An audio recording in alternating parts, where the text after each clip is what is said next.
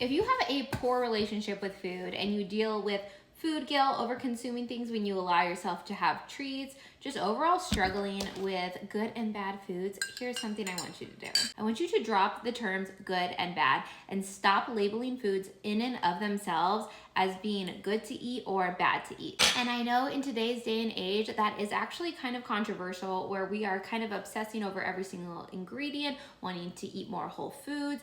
And I would never tell you not to eat whole foods. I would never tell you not to eat nutritious meals. However, if you are struggling so much with your mental state around food, labeling things just makes everything so much worse, because the reality is no one is going to cut out eating something yummy for the rest of your life. If your favorite food is a burger, you should never have to cut that out, and it's not bad to eat a burger. It's also not bad to enjoy birthday cake on your birthday or to have a glass of wine and to celebrate. None of those things are bad.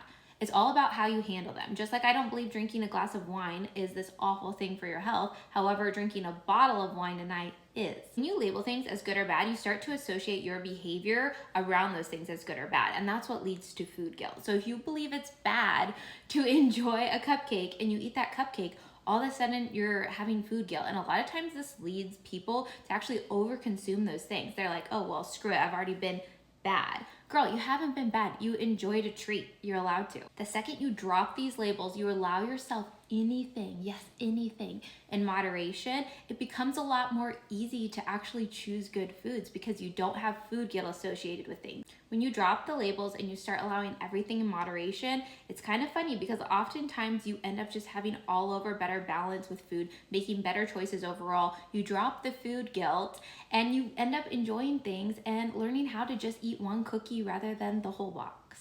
I don't like the concept of good and bad foods. I don't like the concept of cheat meals. Girl, you haven't cheated. You haven't been bad, okay? You're allowed to eat a burger and fries. And once you get that, things get so much easier.